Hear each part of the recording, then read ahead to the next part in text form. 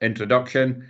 If you can please note that the public session of the meeting will be recorded and published online for public access after the meeting. Can all attendees switch off their camera and mute their microphone when not speaking? The camera and microphone should only be switched on when you are invited to speak. Guidance on how to do this is contained in the guidance issued to you. I will now ask the clerk to advise of the members participating today and for all the members to confirm their attendance once their names have been announced by the clerk, so that this is clear in the recording and recording of the meeting, and this can also be recorded by the clerk for the minute. Mrs. Finch? Thank you, Convener. Convener? Present. Vice Convener? Present. Councillor Jackie Dunbar? Present. Councillor Duncan? Present. Councillor Graham? Present. Councillor Lumsden? Present. Councillor Mackenzie? Present. Councillor Many? Present. And Councillor Reynolds? Present. Thank you. Thank you. Agenda item 1.1, notification of urgent business. There is none. Item 2.1, determination of exempt business. There is none. Item 3.1, declarations of interest. Does anyone have any declaration of interest? Councillor Duncan, I see your hand up, and Councillor Mackenzie thereafter. Thank you, Convener. It's in relation to item 8.1. I'm a member of the board of Aberdeen Performing Arts, but I don't feel the nature of my interest means that I have to leave the meeting, so I'll be staying. Thank you very much. Councillor Mackenzie? The same applies to me as Councillor Duncan. I'm a member of the APA board, but I don't intend to leave the meeting. Thank you very much indeed. Anyone else? Councillor Graham. Yeah, same for me. I'm a member of the Board of Sports Aberdeen, but I don't think I need to leave or anything. Okay. And no other hands after that. Agenda item 4.1, deputations. There are none. Agenda item 5.1, minute of the previous meeting. If we go through it page by page, if you could just put up your hand if there is any thing to bring up. Page 7, page 8, page 9, page 10, page 11, and page 12. Not seeing any hands there. Agenda item 6.1, the committee planner. If we start at, if we go through it page by page, has anybody got any questions at page 13? If we go through it that way, perhaps that might be helpful. Not seeing anything. Page 14. Councillor Lumsden. Yeah, thank you, Convener. It's just around line number 12 and also line number 15. You know, there is a number of reports that have been delayed, but there's an explanation around those. But for those two, I note that they're not yet commenced.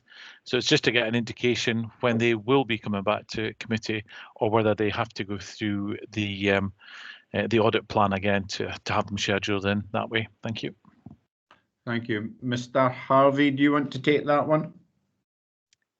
Thank you, Convener. Thank you, Councillor. I think there's been a bit of a timing issue with getting these reports on the agenda. The vehicle replacement policy and procurement, as you'll see in the later progress update from Internal Audit, has commenced. It just has been delayed, and the HR and payroll system audit has been issued in draft to the service, so we're expecting a response to that in the next couple of weeks. So we're fully expecting those to come back to your May committee meeting. Thank you very much, Mr. Harvey. Do you wish to come back, Councillor Lumsden? No, just thank you, convener, and thank you, officer. Thank you very much. Okay, page 15. Not seeing any hands. Page 16. Page 17. Page 18. Page 19. And page 20. Okay, not seeing any more hands there. Moving on to item 7, motions. There are none. Item 8.1, the Alio Assurance Hub paper. I have, sorry if I can just change my screen again. Mrs. Cuthbert, do you want to introduce the paper and take any questions? Thanks, convener. The report attaches some amended terms of reference for the Alio Assurance Hub, really just to recognise some housekeeping adjustments and some minor tweaks to the role of the hub.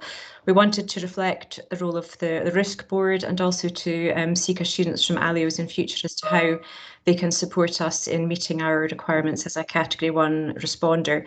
Alios have all been consulted on these as well as the work plan for the coming year, and they're happy with the content. So really just looking for approval today of the terms of reference, and we'll proceed as per the work plan and report to the committee in May on the items listed in Appendix B. Happy to take any questions.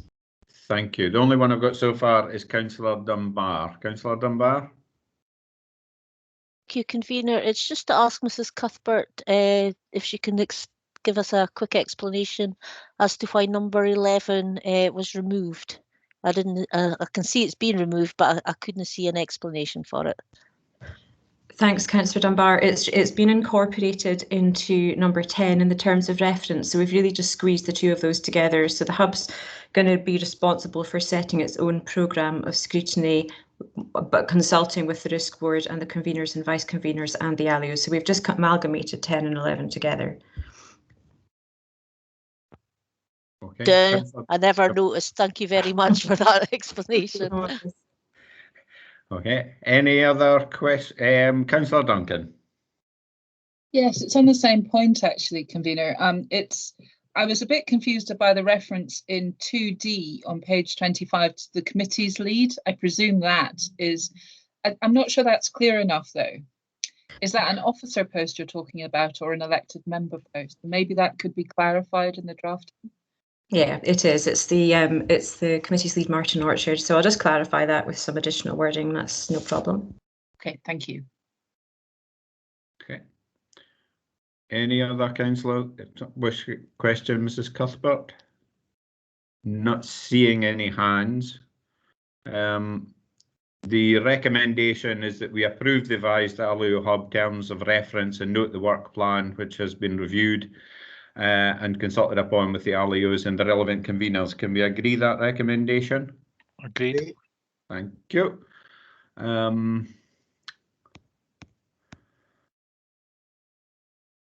Okay, agenda item 8.2, the cluster assurance maps and inspection planner. Mr. McKean, do you wish to take us through anything before we open to questions? No, convener, thanks. Just really to see that as part of the ongoing improvements to our cluster, our risk and assurance frameworks, we're providing the committee with assurance maps and an inspections planner. The assurance maps that we've attached show the sources of assurance for each of the clusters across the organisation and follows the 3 lines of defence model that the committee is already familiar with. And you'll note that this includes our sources of assurance from third-party organisations, and these can be in the form of audits and inspections. The inspections planner itself is attached to the report, and that's been created in order to provide the committee with a timetable of the organisation's planned inspections and audits for the coming year. And the committee will note that the inspection planner reflects the internal audit plan that's also on today's agenda. I've noted on the report that we would usually expect to receive a plan from the local area network, but we've yet to receive that.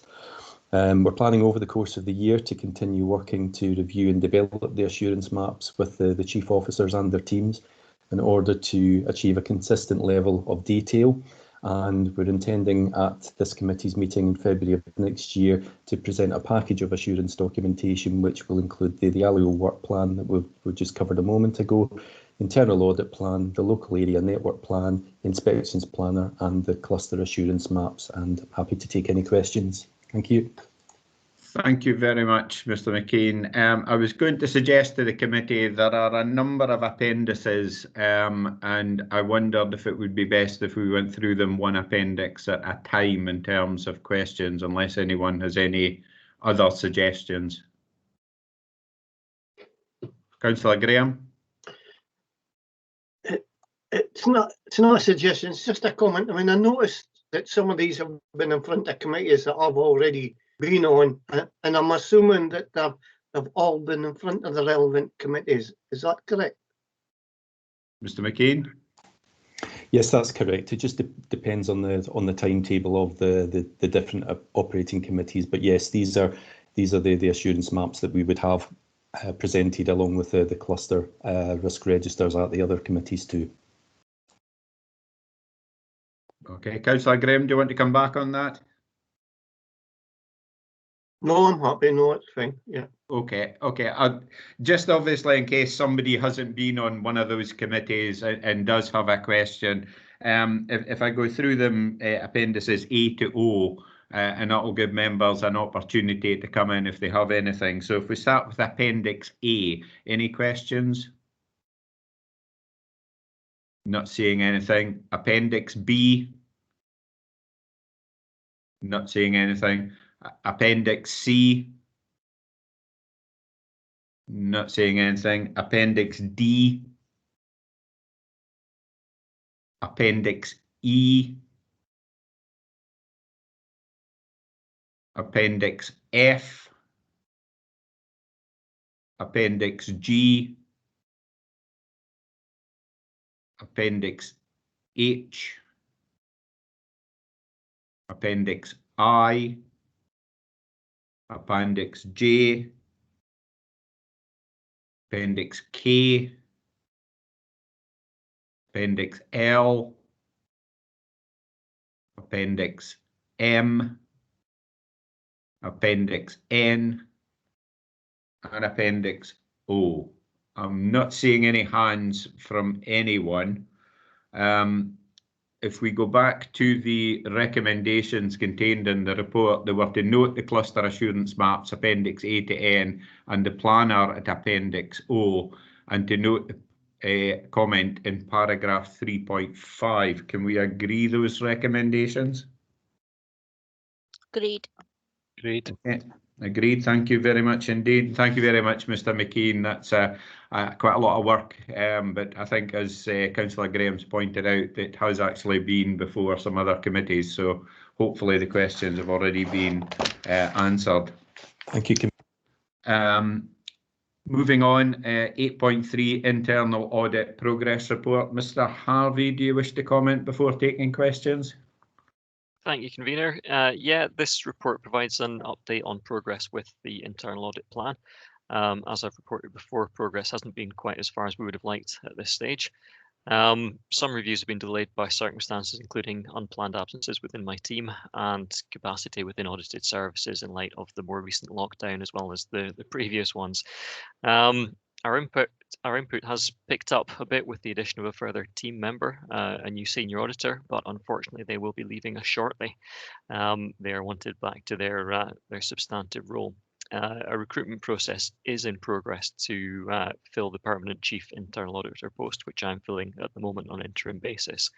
After that has been concluded in the next few weeks, we'll be able to start looking at filling our other vacant posts and progressing on with the end of the current year's internal audit plan and the new one, which I'll present to you shortly. Happy to take any questions. Thank you very much, Mr. Harvey. First, I have Councillor Dunbar. Thank you, convener. I've got two questions. My first question would be page 71, and it follows on from Councillor Lumsden's question, I think, under the business planner. Just that the HR payroll systems have got a timescale to be confirmed. I was wondering if Mr. Harvey is able to give us an update on that. Thank you, Councillor. Through you, convener. Yes, the draft report was issued on the 15th of February. We're expecting a response back in the next week or two. So we should be able to have that comfortably for your next meeting. Thank you. And page 72, under the vehicle usage one, can I ask, it's got the revised target committee date for the 12th of May. Is this now a definite date, Mr. Harvey, taken into considering the sickness that has been experienced within your department, or are we still not certain? Thank you, Councillor. Again, this one went out subsequent to the committee papers coming out, so the draft report was issued on the 19th of February. We'll be expecting a response in the next 2 to 3 weeks. It's subject to the service coming back to us with explanations and comments and agreed actions, but I would foresee that coming to the May committee, certainly. Thank you very much, convener. That's all my questions, and thanks to Mr. Harvey. Thanks very much. Any other questions for Mr. Harvey? I'm not seeing any hands. The recommendation was to review and discuss the comments raised in the report appendices A and B. Can we agree that? Agreed. Thank you. Moving on, 8.4 internal audit. There are a number of appendices here, so I was going to suggest again, if it's easier for the committee, we might want to go through them, appendices A to H, but perhaps Mr. Harvey will want to introduce his report. Thank you, convener. Just a brief introduction. This is our regular report on service progress with implementing agreed actions from internal audit reports. There are 36 actions reported as overdue, which represents a positive movement since last reported, which was 42 at your December meeting, which includes closure of some fairly long-standing actions. For example, there's one relating to the craft workers agreement, which had been ongoing for over a year. That's now been concluded. Most of the remaining actions had already been reported as extended to future periods, so we don't have updates on all of those, but I'm happy to take questions if I can. Okay, thank you very much. Questions for Mr. Harvey? I'm not actually seeing any hands, so I'm assuming it's... Oh, Councillor Dunbar, I was too quick. There you go. Over to you. Sorry, convener, you confused me when you said, can we go through them in appendixes, because I've just got them down as page numbers, so forgive me. Under Appendix B, though, because I've scrolled back to C, I noticed that all 9 of the recommendations, of which 4 are major and 5 are significant, are now overdue, and an extension's been asked for. Can I ask why were the dates originally agreed? You know, why didn't we know that we would require to carry out further development work on the contract register, and we would need further training? And will this definitely be completed by the 31st of March this time? I've got a hand up, but I can't actually see who it is. So whoever it is, convener, Jonathan. Mr. Belford, how are we doing? Hi. Yeah, I'd spoken to Craig, Mr. Innes, about this particular aspect just recently, recognising that it had been delayed. He unfortunately was unable to attend the committee this afternoon, but he did want to provide assurance that it is going to be completed by March. In fact, they have been making progress in that, and they're almost at a point of being able to hand over the evidence to Mr. Harvey in order to confirm that those recommendations are being carried out just now and will be ahead of schedule, however delayed at the point. The specific question Councillor Dunbar had in relation to the why it hadn't been identified, I can't answer that at this particular juncture, but happy to take away that and confirm that with Mr. Innes if that would be helpful. Councillor Dunbar. Yes, thank you, convener. You know I'm a stickler when it comes to asking folk if they're happy with implementation dates. So it's I always ask why they've been pushed back if they don't happen. But I appreciate Mr. Belford getting back to me or back to the committee in regards to that. My next question's not till page 94, convener. So do you want to take anybody else in first, or? Okay, does anyone else have any questions? No, Councillor Dunbar, it looks like it's back to you. Thank you, convener. I'm sure people are going to get bored of my questions by the end of this. At page 94, it says for both of them that the completion date is January 2021. It's to ask if that has now been completed. And the second one is it's proposed that the action completion date is moved to March 2021. And I just want to ask if we're confident that this one can be met. Convener, that's me again.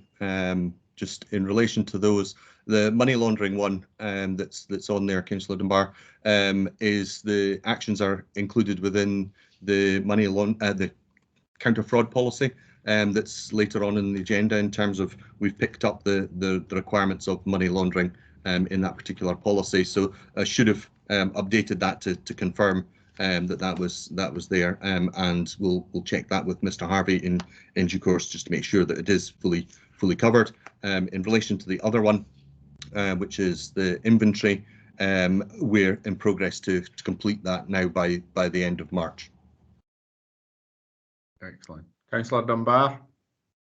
Thank you very much. My same question would probably go for page 95, Mr. Belford, which is probably no surprise to you, is for the completion date of March 2021. Are we on schedule?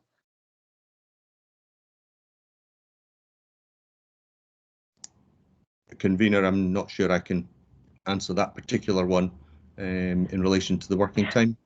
My apologies, it wasn't a question for Mr. Belford.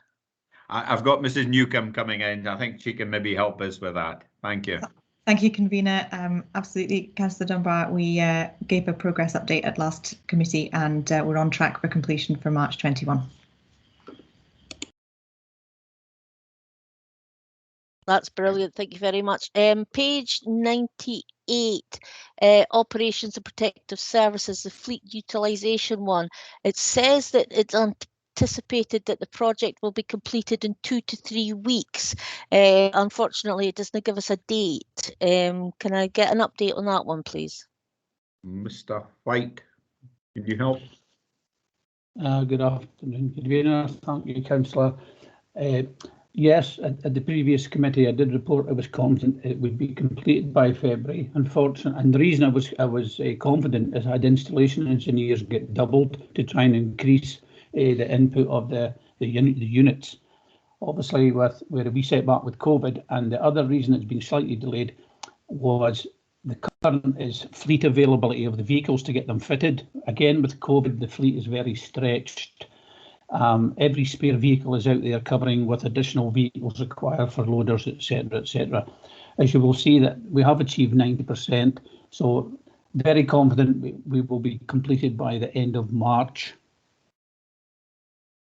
Thank you. Thank you very much. I appreciate that update.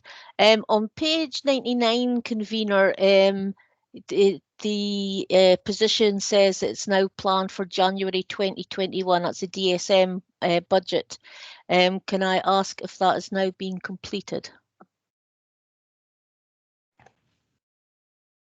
Have we a volunteer to take that question? Oh, Mr. Belford coming back in. And Mr. Booth. Spoil for choice. Which one wants Mr. Belford taking it? Mr. Booth might be better placed for a second. Sorry, you filled my screen, yeah. Mr. Belford. Apologies, convener, for the coordination there. I understand that work has been undertaken and been reported back to Education Committee. I'll make sure that's updated for next time round. Thank you very much. Councillor Dunbar. Thank you, convener. I keep using this button wrong today. Page 102, the stock control one. It says the top one, the position, that it is not anticipated that this will be concluded by the end of February 2021. Do we have an update of when we do anticipate it to be completed?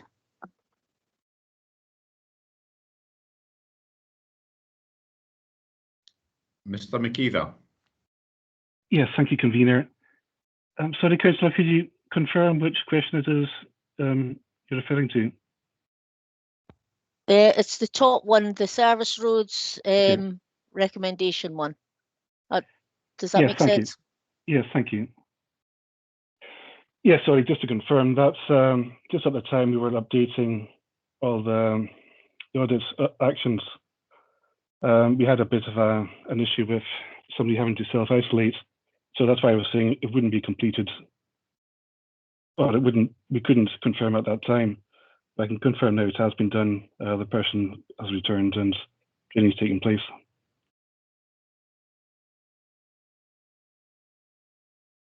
Thank you very much. Councillor Dunbar. That's brilliant. Thank you very much. And I hope the person is is okay. Page 103.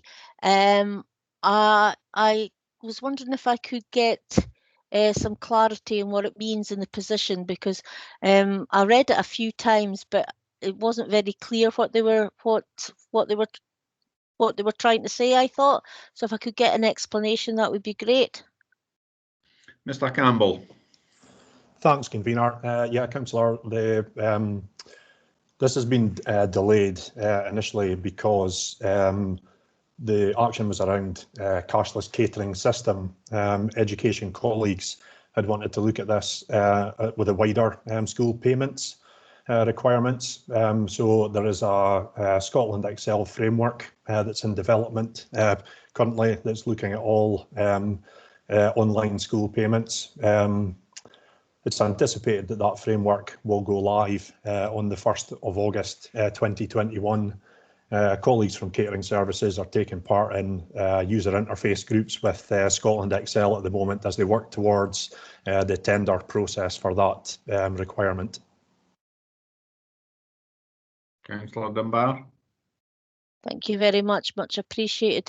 On page Appendix F, actually, all of the 7 overdue recommendations even, now state that will be in place by February 2021. That's finance. Can I ask if they're all in place, or they anticipated to be in place by the end of the month? Is that one for you, Mr. Belford? I think it's easier. I'm honest here and say that I don't think that's achievable at this point. I think the ambition to have that done in conjunction with my colleagues in city growth in particular has meant the constraint on resources has been incredibly difficult. I will check with the team as to when realistically we'll be able to complete those in terms of satisfying that and providing the evidence to Mr. Harvey. I'll circulate that after the meeting. Thank you very much, and I appreciate the honesty from Mr. Belford. My last question, you'll be delighted to know, and it's not for Mr. Belford, is page 110, the corporate landlord service. It's about the gas safety policy, and the action is to be completed by February 2021. I was just wondering if that will be the case, and that's my final question. Thank you, convener. Thank you. Mr. Booth will maybe be able to give you a good answer. Yes, convener, I've been promised I'll have that on my desk by Friday. So I suspect it may take the first couple of weeks in March to have it finalised, but we're there or thereabouts with having that complete. Okay, thank you very much indeed. And any other questions for officers?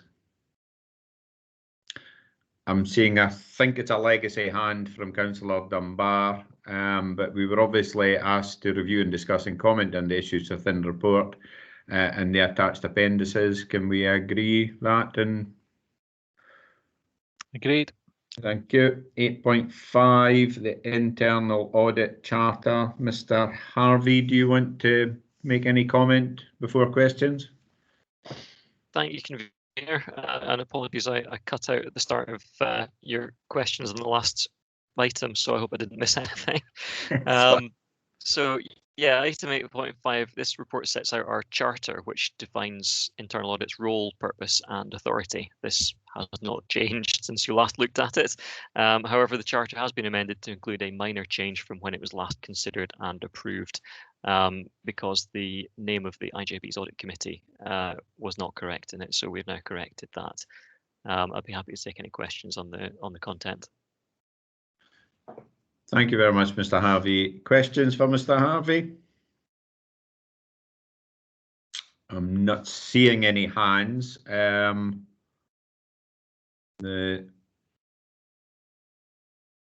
were being asked to approve the plan for 20. No, oh, sorry, I've jumped forward one too far. Sorry. I'll just take myself back one. We were being asked to approve the attached internal audit charter. Can we agree to approve it? Agreed. Agreed. 8.6, the internal audit plan for 2021-22. Mr. Harvey. Thank you, Convener. Yes, so this sets out our internal audit plan for the year 2021 to 2022 for your consideration and approval. The plan was developed following a risk assessment undertaken by Internal Audit, which included review and consideration of the Council's risk registers and the outcome of Internal Audit's previous work and our follow-ups and so on. The plan has been through various stages of consultation with extended corporate management team, External Audit, the risk board. I'm sure that you will note the absence of a COVID and Spaces for People audit, a potential objective for which was drafted for your consideration in December, with the stated intention to consider including it as part of this plan. This was considered, but on balance, I believe that it would not add substantial value. The impact of COVID on internal controls is going to be picked up in various audits which are included in the plan which is presented here today. Within the last year, we also concluded a review of ring-fenced funding, which you've just asked the Chief Officer of Finance about. And we are also planning a review of grant payments under Following the Public Pound in 2021. You'll have seen earlier today on your agenda the assurance maps, which indicate how all the various sources of assurance all fit together to provide our 3 lines of defence. There are within that, I would say, other sources of assurance and opportunities for scrutiny of COVID-related spend, including, as you'll see later on the agenda, again, some work planned by External Audit in this regard. The financial implications of COVID have been quite well publicised and reported through relevant council committees, and a report on the governance arrangements went to City Growth and Resources Committee earlier this month. The plan, as presented, includes a broad spectrum of audits to inform our annual opinion on internal controls, governance and risk management. There remains a risk of resource impact due to COVID-19, both for my team and for the rest of the council. A contingency has been built in for current year work delayed into the next year. It is, I would say, a relatively light plan for this year for the council, and it includes support rather than critical appraisal in a couple of areas. Namely procurement and digital, to help services develop in those areas before we come back and carry out further compliance reviews of those areas in future years. So we're trying to improve and add value and upskill before we come back and review whether those contributions have paid off in future years. We've obtained assurance from our previous work, and I think it's reasonable, proportionate to reduce the plan very slightly due to the current circumstances, but in future years I will want to bring that back up so that we get assurance over relevant areas going forward over the next few years to bring us back to a more normal level of activity. I'd be happy to take any comments, questions and so on before you consider the plan.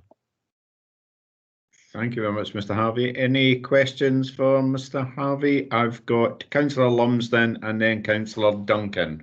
Thank you, convener. It's just a question, first of all, around 316 and the potential of a COVID audit.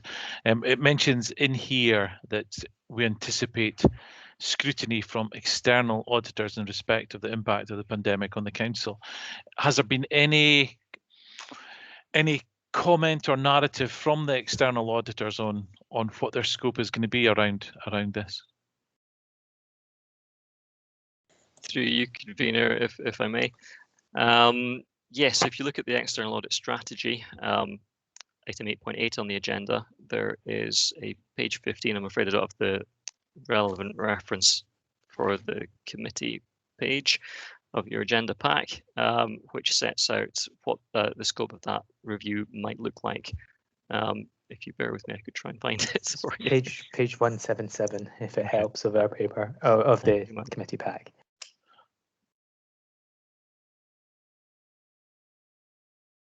Okay. Come back now to my next question was around cybersecurity on page 138. Now, I think we're probably all aware of what happened to SEPA earlier this year, and obviously it was quite disruptive to them, to say the least. In terms of the cybersecurity in here, it's been identified, but there's no date against it. So does this mean that it's not planned for internal audit next year? Thank you, Councillor, convener.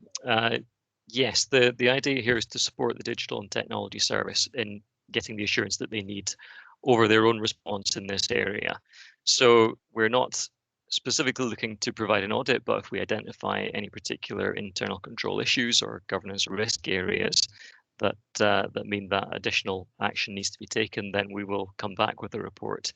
The idea, and this came from the Digital and Technology Service, is that we should be helping them to gain assurance over this area and develop their controls. So it's not a traditional audit of the area. It's more about supporting, developing, and then in future years we can come back and have a look at whether those changes have been implemented and address the relevant risks. Oh, okay, so just if I may, convener, so the service themselves will be reviewing that and enhancing any processes and procedures that's required, and then potentially this committee will audit that. Is that right?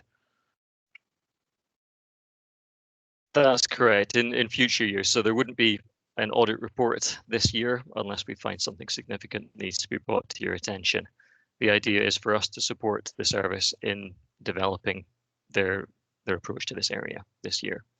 Oh, okay, so if I may, convener, so if there is an issue, who's going to bring it to this committee? Is it going to be yourself, or is it going to be the service themselves? I'm just trying to think how things are going to be identified and brought to our attention. If I could say, the idea is not for us to go in and review the area. We are going to help them develop in this area if that is required. If there are any findings that need to be brought to your attention, we will be bringing those to you when we have concluded that piece of work with the service. But at this stage, I'm not anticipating that we will be bringing a separate report this year. It would only be if there were notifiable issues, we would be bringing those to you. Okay, so it's not really part of the formal internal audit process then from that? No, it's an allocation of our time to supporting development within the service. Okay, thank you, I understand. And sorry, the last question I had was around page 133. It talks about the main IT systems to be covered once every 4 to 5 years. Now, we see HR, payroll, and procurement, rightly so, appear in the internal audit plans. But do we have a list? How many other systems are we talking about here, and will we have that visibility?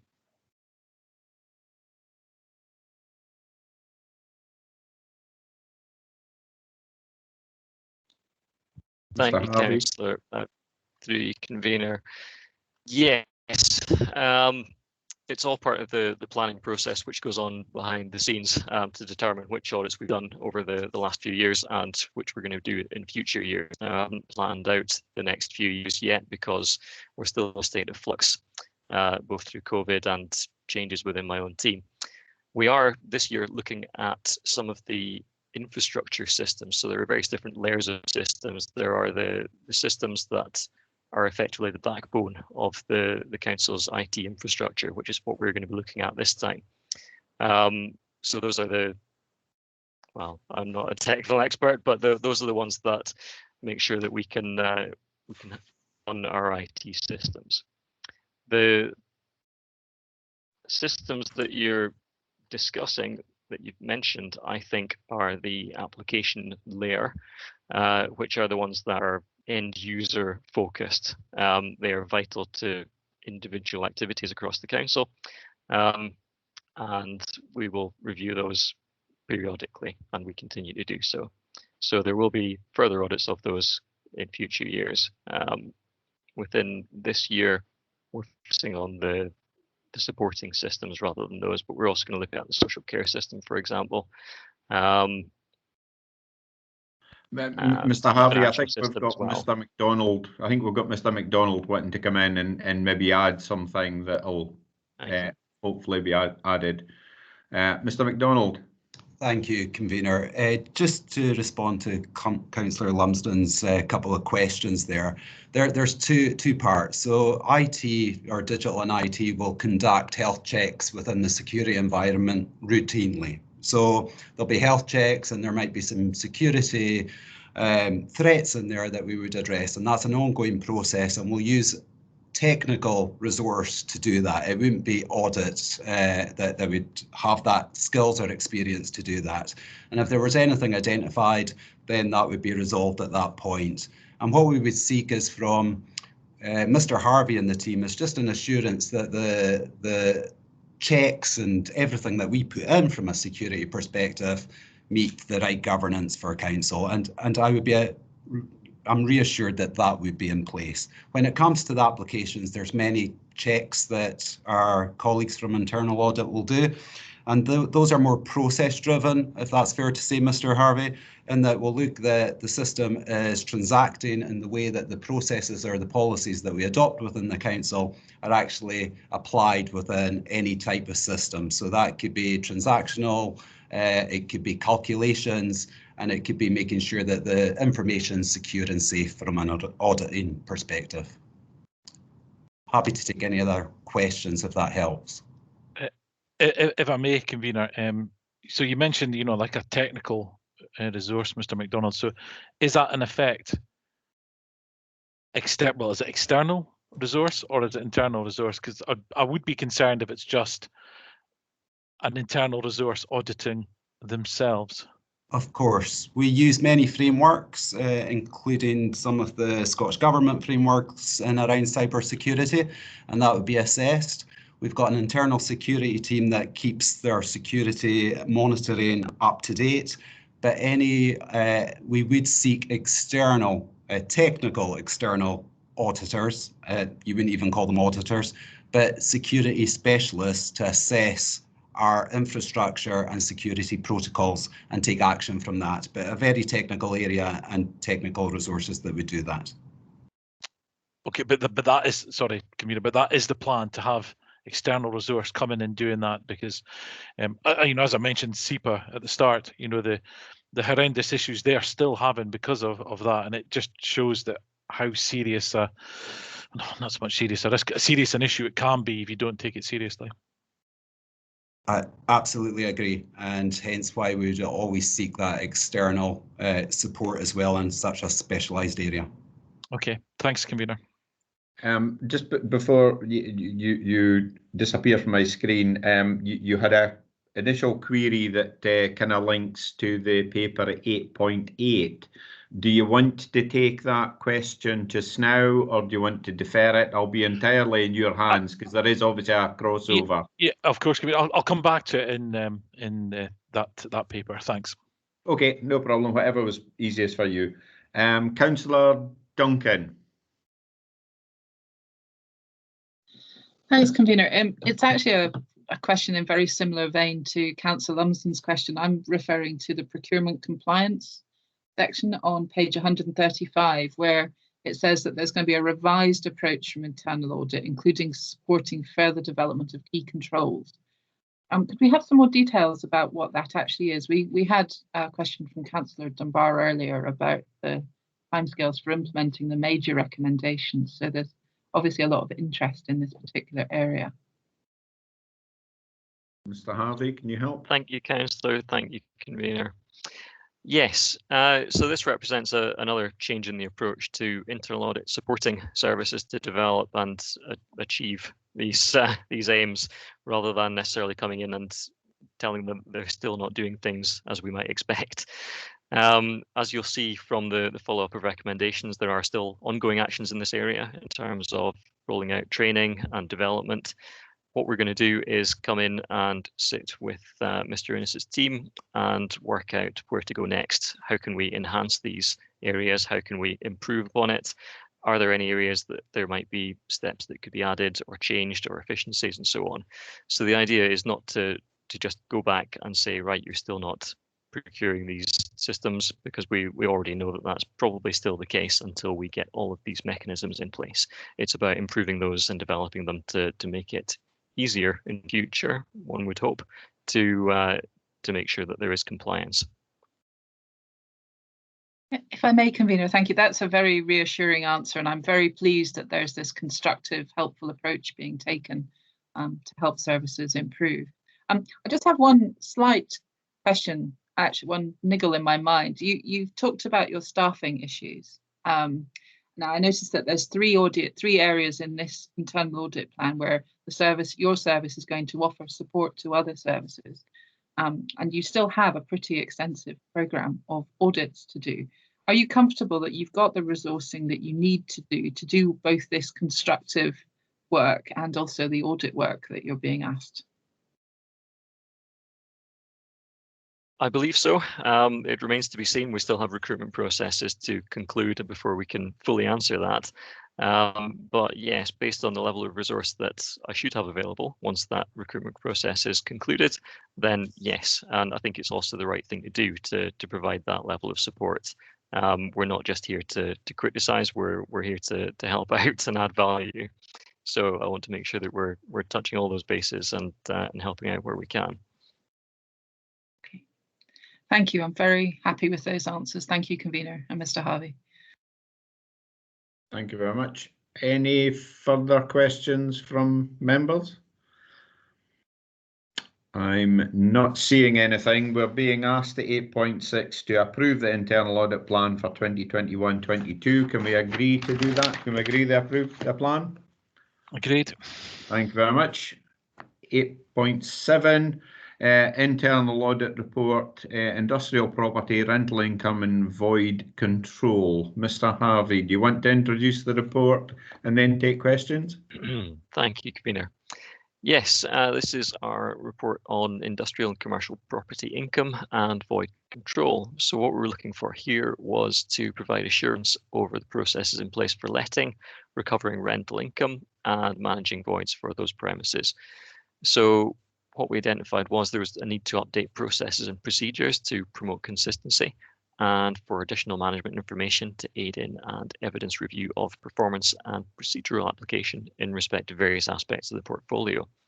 Now, it's taken a little while to get the final response from the service, but in the meantime, they have fully updated their procedures.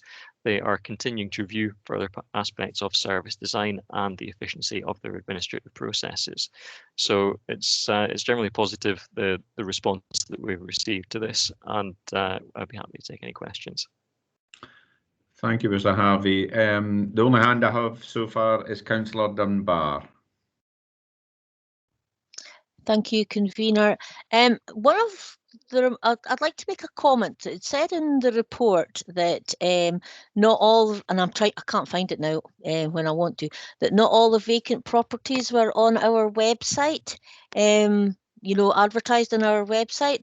So being a nosy person that I was, I went on our website to try and find out what properties were up for for or available for rent, but I found it, well, I couldn't find it on our website. So as a comment, can I just say, could we maybe make it easier, because there could be folk out there looking for a rental property and went to the council but can't find it on our website.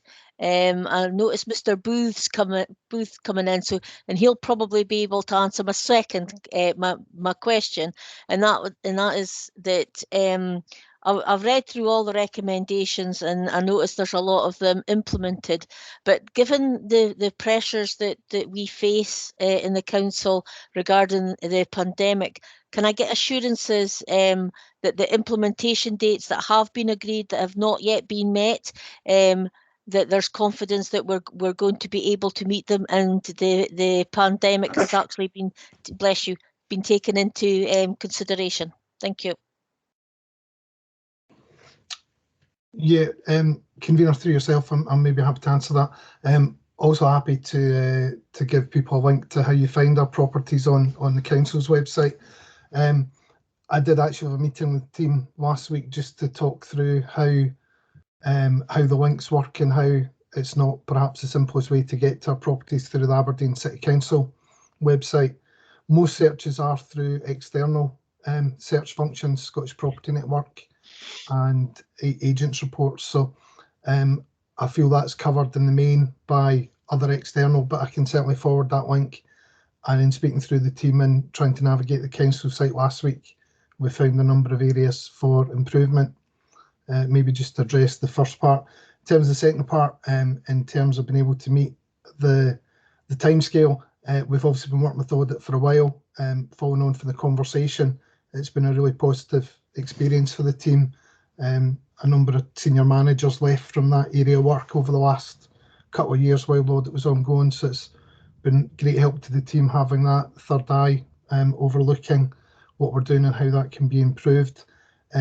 At the moment, we're certainly working towards all the target dates. 2 new members have joined the team in the last 3-4 months to help work towards that. I would add there are a number of conversations ongoing with our existing portfolio at the moment around rental payments that's taking quite a lot of time as part of a COVID response. But we're certainly working to timescales at the moment, just with the caveat that there is some new additional work appearing by the day as well.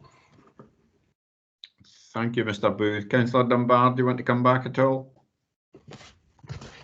No, thank you, convener. I've got every confidence in Mr. Booth. Thank you very much. Councillor Graham, thank you. Just an update. I also found the shortcut. It was easy enough, I think. It's just going onto the main website, and it's down beside business and licensing. Search properties for sale and talent. If I can do it, it's easy enough. Thanks for that. Mr. Booth, do you want? I don't think I've into it. I think you need to know where to look. Yeah. And you need to understand what the council calls certain things. That was a conversation I had with the team. If you don't understand council's names for certain departments, it can be a wee bit trickier than just a property search. So we're looking at that just now. Thanks. Councillor Lumsden. Thank you, convener. It's just around the recommendations in 2212 and 2213 on page 156 and 157 of the report. It was really just to ask Mr. Booth, I presume these meetings were taking place previously, and it is just a case of making them more formal. And what sort of, is it like a quarterly meeting, monthly? So, what is it? Yeah, so Marshall Square, there's 2 sets of monitoring we do. One is just the management of the development. So we meet the managing agents on a monthly basis with a pre-agreed agenda to go through the points from how happy tenants are. There's then monthly tenant management meetings as well as part of that, and there's also monthly letting meetings. So the issue Audit picked up was it wasn't particularly easy to find the notes of those meetings because of where they're shared in terms of shared drives with external parties. So we've clarified and tidied that up as part of the process. In terms of TECA, that same kind of management discipline, we're going through in terms of the snagging and in terms of the handover of the development. So that's all in place now as well. Obviously, some of those meetings have been a bit more sporadic in the last 6 months, and we've not been able to get people on a monthly basis with furlough and other issues that have been ongoing with some of the external parties we work with. But that process in place, but it's really been an IT management thing about audit being able to easily find minutes of meetings and records. Okay, thank you. Thank you. I've still got Councillor Graham's hand up. Have you got a further question, Councillor Graham? No, seems to be.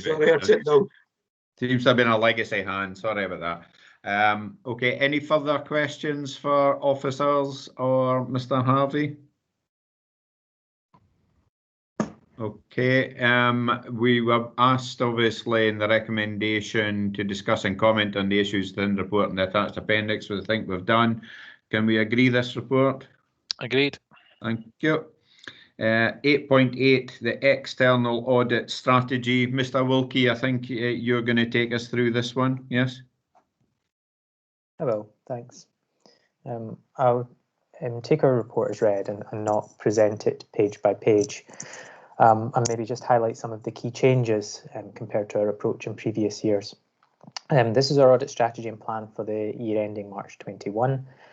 This will be the 5th year of our appointment. Ordinarily, our appointment would only be for 5 years, but as I've reported previously, Audit Scotland have extended the appointments by 1 year to date and may actually be back by a 2nd year.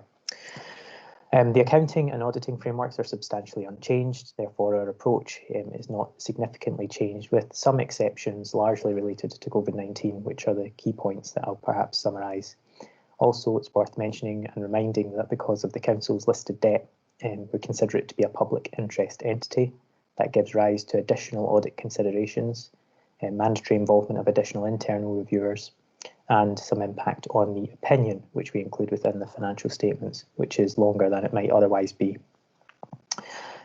As a change this year, Audit Scotland in their planning guidance have required some of the requirements of the audit standards to be incorporated into our annual audit report. That's the glossy report that comes back to this committee rather than the opinion in the financial statements.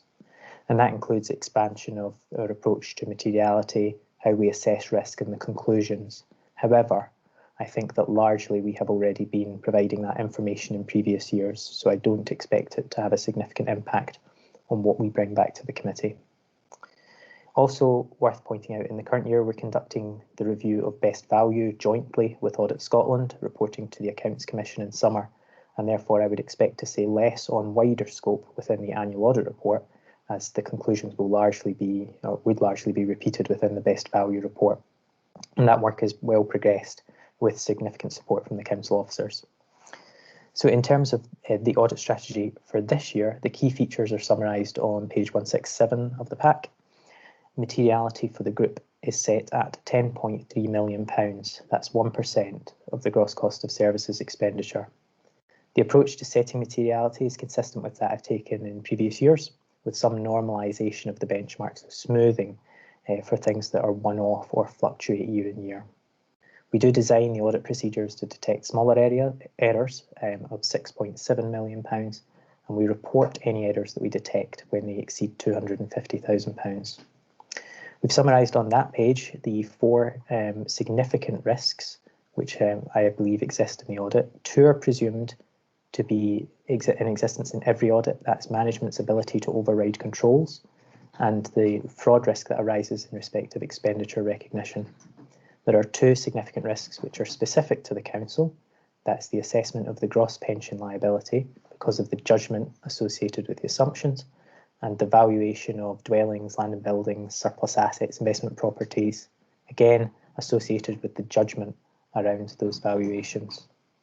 And we also have 2 focus areas, one of which is capital expenditure because of its magnitude, and one new area for this year, which is accounting for COVID-19 related grants. I'll come on to those in a second. And for the first time, we've presented these graphically on page 170. 2 risks then that I'd maybe want to just draw members' attention to. The first is the valuation of properties, and that's page 174. We've noted in terms of our approach that we continue to challenge management's assessment of why land and buildings not revalued in the current year are not materially misstated. Now, that's particularly important, I think, in the COVID environment, when there is increasing risks and changes in the external environment, discussions in terms of rent, for example, and movements in build cost and construction costs. And those are key features which drive the valuation in the financial statements. So I've already discussed that with management and requested that a paper is prepared for us that sets out management's assessment of whether there's any indication that those assets not otherwise being revalued may have moved materially. And if that is the case, then I would expect a valuation to be obtained for the audit at the year end. A couple of other key features: we expect the energy centre to be included at a market value for the first time this year. And we continue to challenge, and will do, I think, whether a market value could be reasonably obtained for P&J Live, which is otherwise carried at depreciated replacement cost. I appreciate that is a challenge in the current environment when it really hasn't been able to operate. And we will focus our review of valuations on any potential COVID impact, as I said, for example, on rents, recovery, or ongoing discussions with any operators or tenants. The other area I draw your attention to is page 177, which is the approach in respect of COVID-19 related grants. And Councillor Lumsden had a question earlier about how our audit might provide assurance in terms of COVID-19 impact. This is one example. We are participating in an Audit Scotland working group to consider the area. As it stands, the key thing I think for me to highlight is that there is no central guidance on how to account for these various grants that have been administered by the Council. I've asked management to complete an assessment of how they would intend to approach accounting for each grant turn by turn, and doing that exercise would be an example of management addressing a recommendation we had in the prior year about due consideration of complex accounting areas before we come to audit. I do expect that there will be some guidance from SIPFA LASAC, but ultimately there's judgment on whether the Council is acting as principal or as an agent of government in administering some of those grant schemes, and that in turn will determine whether the income and expenditure is in the primary financial statements or only included in the accounts as a disclosure. In either case, we will need to do some audit work over it, but I don't expect at this point in time that we will be verifying or certifying the actual grants and their administration, and we haven't been asked to do that, as we do for some other grants, such as education maintenance allowance. So the focus of the audit will be more on the accounting for them and their inclusion or exclusion from the accounts. But we will also need to think about the processes and controls around them, and I will have reference, for example, to the open internal audit recommendations that were highlighted earlier around ring-fence grants. The last thing maybe just to point you to is page 180, where there are some further potential COVID impacts on the audit. And key one for me really is just a reminder that the Council's timetable is substantially accelerated compared to other local authorities, and therefore in the environment where there are additional pressures on management and on auditors and additional considerations for the audit in terms of valuation and COVID grants, that is even more challenging. It is our intention to work to the existing timetable, both on audit intention and management intention, but I would highlight it now that it is a risk, as it was a risk last year, and if we have not been able to complete our audit to my satisfaction by that time, then I would not be in a position to report. From an Audit Scotland perspective, they reinforce that message. The audit quality is the primary importance, and ultimately the deadline they expect to be extended from the usual September to end of October this year. The remainder of our strategy is really mandatory communications and things that members will be familiar with, so I'll stop there and just take your comments or questions.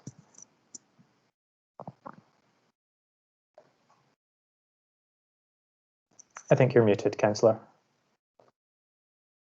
Thank you very much. That was most helpful. And you referred to Councillor Lumsden's question. I'll maybe just ask him first of all if he has anything he wants to come back on, because he had it from the previous paper. Thanks. Yeah, thank you, Convener, and thank you, Mr. Wilkie, for the narrative ahead of that. Can I just for in my head? So in terms of the grants, I think you said you're still waiting for some more guidance on how they would be audited, because they may be seen as just flowing through us as opposed to us doing that?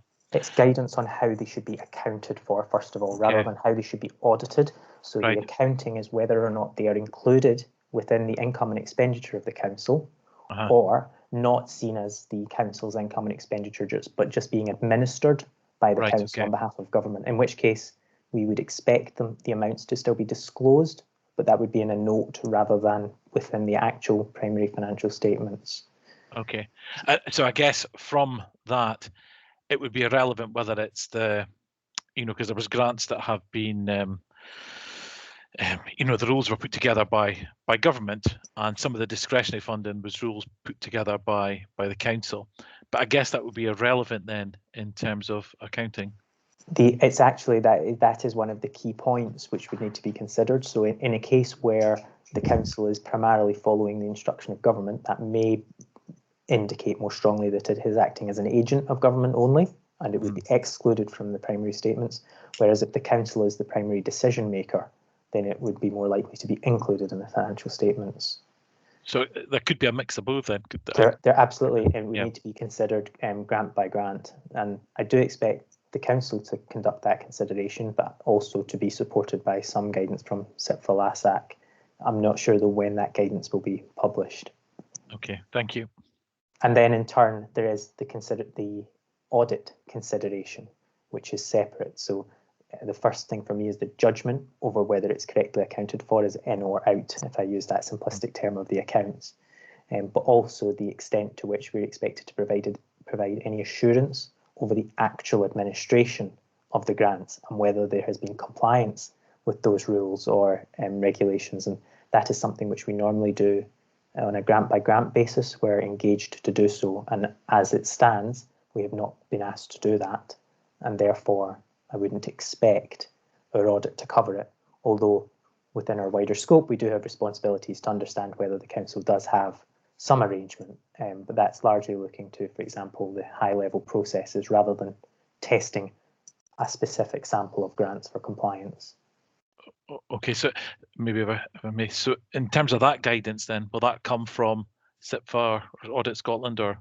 I think that would largely be driven by any Scottish Government requirement for an audit to be carried out, as would be the case. And then Audit Scotland would provide the framework under which we carry out that audit. Okay, thank you very much. Yeah. I think we've got Mr. Belford wanting to come in. His hand came up halfway through some of that. So if I take Mr. Belford in before further questions.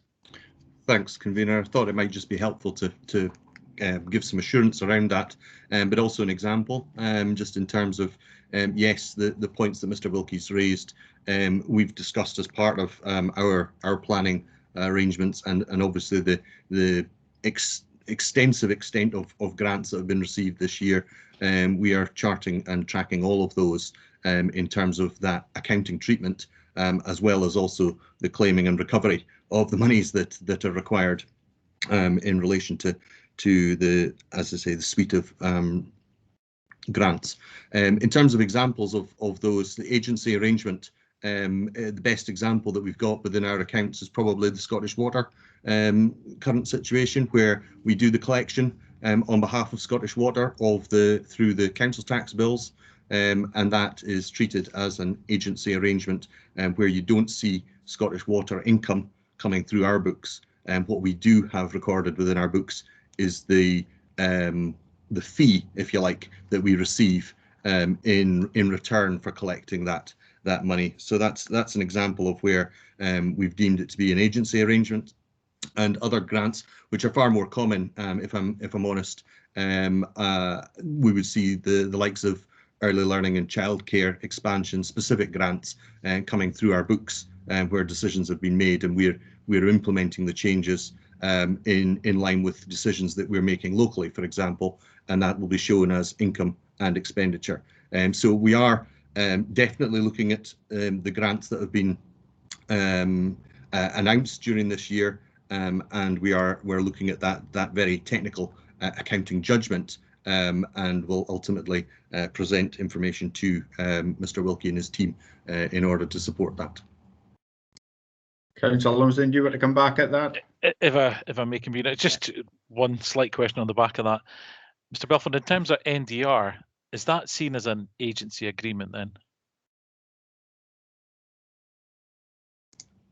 No, it's not seen as an agency agreement. We're collecting that money and we retain that money in terms of our cash flow, but it's recorded as a distribution of grant in our accounts. So the figure that is used in our financial settlement is the control figure.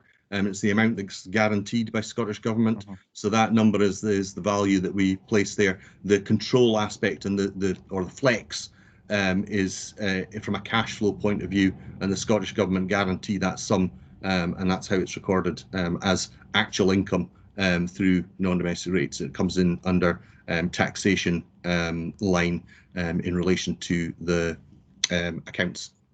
Okay, thank you. Okay, thank you very much. I've got Councillor Ewell.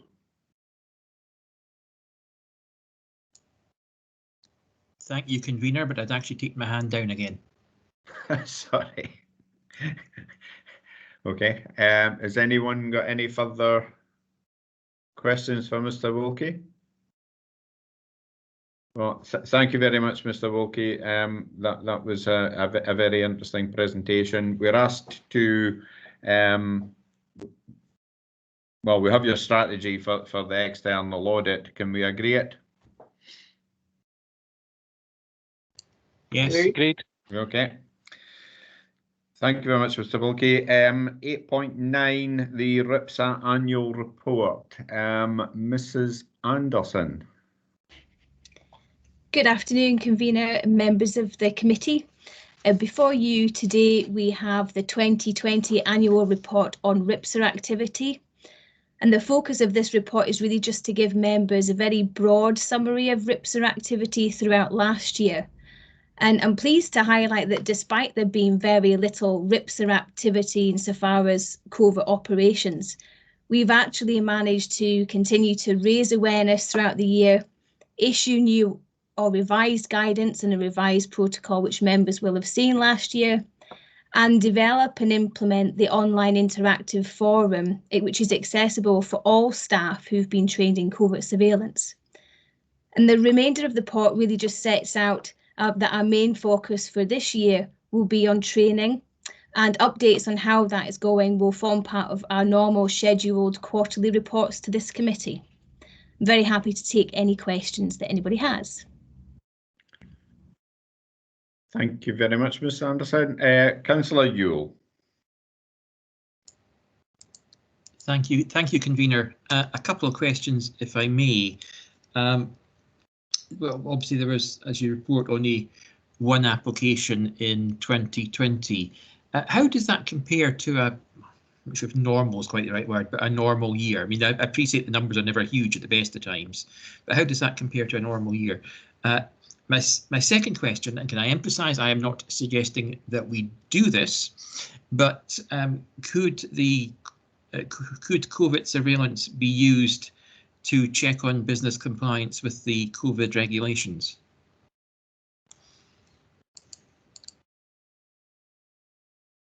Okay, through you, convener. In terms of the first question there, I would say on average, our Ripsa covert operation activity is around 5 a year. So the one from last year is significantly lower, but obviously given the fact that we were in a pandemic and we're able to go out and do our usual inspections, it's reflective of that. In terms of the Councillor Ewell's second question, there are very specific grounds under Ripsa within which you're allowed to be able to use the powers.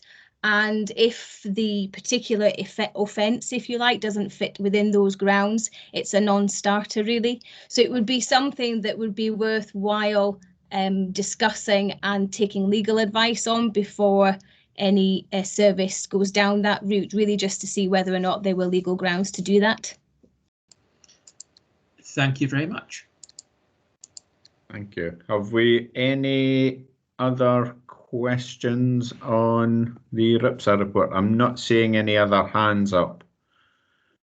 Thank you very much, Mrs. Anderson. The committee, we are being asked to simply note the report. Can we agree that? Great. Thank you. 8.10, the counter fraud policy. I think, Mr. Belford, are you going to be taking this one? Convener, yes, thank you very much. Thanks. Just a couple of words by way of introduction. Clearly a substantial piece of work, but successfully, I think, collates and consolidates some older policies that were ready for renewal. That's been gathered under a new title in terms of counter fraud policy itself. And summarise, and one of the main changes is that the responsibility in terms of the policy itself and for counter fraud aspects shifts from the Chief Officer Governance to myself. I would say that the emphasis that we've placed on this policy is about risk management and prevention, and highlighting that as a key feature of the way in which we would like to work very much, as well as obviously being aware of and guiding how things are investigated as and when and if required. I think it's helpfully structured by way of a policy plus guidance, which provides greater detail. It has had full exposure and scrutiny by the risk board as it's been prepared, and a considerable amount of participation by the members of the risk board in terms of refining it and structuring it, and really appreciate the contribution that they have made.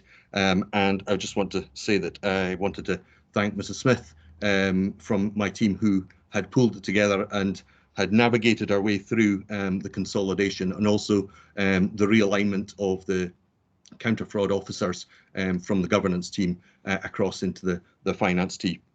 This point, unfortunately, Mrs. Smith can't join us this afternoon, but if you bear with me, if there are questions, I'm happy to try and answer those for you, Convener. Thank you.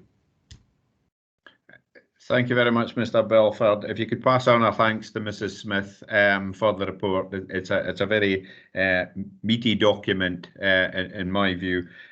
Questions for Mr. Belford? I'm not seeing any hands at all.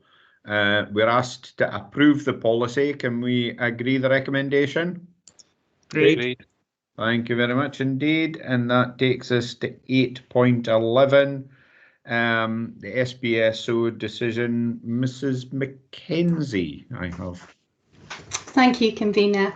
Thank you. Yeah, this is the regular report on the SPSO decisions since the last reporting period. There's one complaint where the SPSO agreed with our decision and didn't uphold the complaint, so there were no lessons learned. We have included within the report a link to the SPSO report for further information for committee members. The other thing there were 3 Scottish Welfare Fund second tier reviews, and again the SPSO agreed with our decisions. They were all upheld. So happy to take any questions. Thank you very much. Can I just say I found the link to go back. It just gave that little bit more background to the actual incidents that were being looked at, and I found that very helpful. So thank you very much. Any questions for Ms. Mackenzie? I'm not seeing any hands. We're simply asked to note the details of the report. Can we agree to do that? Great. Great. Thank you very much. Well, in that case, I can conclude that we've gone through the entire agenda for the meeting, and I can confirm that the meeting is now concluded and the recording will be stopped. I'd like to thank everyone for their attendance and participation today. It's